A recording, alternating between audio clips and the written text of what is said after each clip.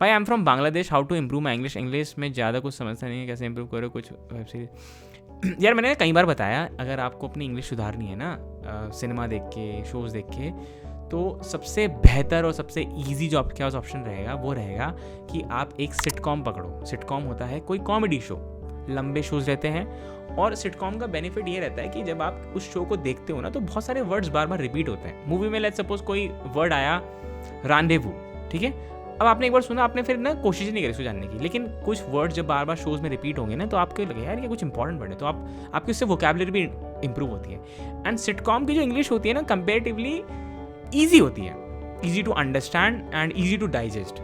Otherwise काफ़ी सारी, अगर आप ऐसे बहुत कॉम्प्लेक्स कोई शो पकड़ेंगे ना तो बहुत ऐसे आप कंफ्यूज हो सकते हैं। So start with simple light, खाना खाते खाते देखो, उससे तुम्हारी लिसनिंग हैबिट भी अच्छी होगी, सबटाइटल पढ़ने की आदत भी अच्छी होगी, रीडिंग होगी, लिसनिंग होगी, तो डेफिनेटली बाय द टाइम चीज़ें में हेल्प मिलेगी। मैं नहीं बोल रहा हूँ आपकी इंग्लिश इंप्रूव हो जाएगी, बट हाँ, इंग्लिश बोलने से पहले इंग्लिश समझना बहुत ज़रूरी है। तो पहले समझने की आदत डालो, एक बार ये कर लोगे, फिर शोज़ एंड मूवीज़ को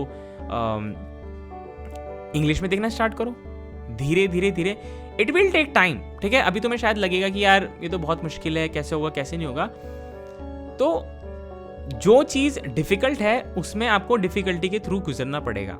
अगर ये बहुत ईजी काम होता तो हर कोई कर रहा होता, मानते हो ना।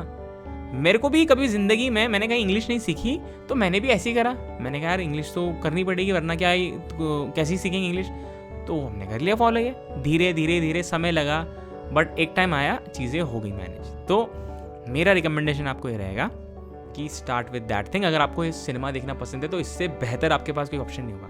एक बार जब अंडरस्टैंडिंग डेवलप हो जाएगी ना, फिर आप सेकंड स्टेप पे जा सकते हैं, दैट इज स्पीकिंग। किसी दोस्त से बात करो, यू नो, मैं तो ओमेगल पे जाता था, लोगों से बात किया करता था, उससे मुझे बहुत help milli.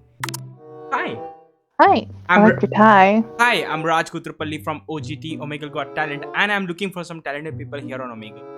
Oh, I'm all out of talent. I'm very sorry. You don't have talent?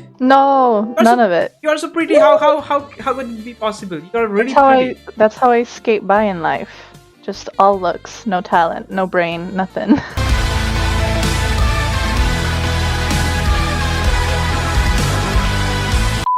मैंने 2.5 साल ओमेगल पे बात करी। अभी मैं जो मेरा वर्क है, मुझे जो मतलब मेरा प्रोफेशनल वर्क है, मेरे को कम से कम दिन में 7 से 8 घंटे इंग्लिश में बात करनी पड़ती है, वो भी डिफरेंट कंट्रीज़ के लोगों से, कोई यूके से, कोई यूएस से, कोई कनाडा से, कोई ऑस्ट्रेलिया से, and it is helping me a lot. तो बेस्ट इज़ कि आप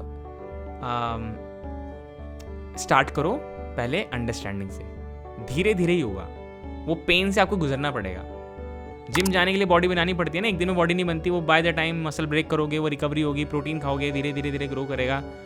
फैट लॉस करना है तो भाई कैलोरी डेफिशिएंट में आओगे, धीरे धीरे चीज़ें रहेंगी, तब जाके यू नो फैट लॉस होगा इतने कि भाई 5 हफ्ते लगे इतना वजन कम करने में। तो same goes for English learning. तो समय दो, डेफिनेटली मैं गारंटी लेके बोलता हूँ, मेरे जैसा इंसान जिसको कुछ समझ में नहीं आता था, अगर वो इंग्लिश सीख सकता है तो आपके पास तो बहुत सारे ऑप्शन है भाई। मैं तो बहुत बेसिक से स्कूल से पढ़ा हुआ, कुछ भी वो नहीं था भाई, रिसोर्सेज भी थे, आपके वहाँ बहुत रिसोर्सेज आज के टाइम में। तो ट्राई करो एंड हो जाएगा, ठीक है।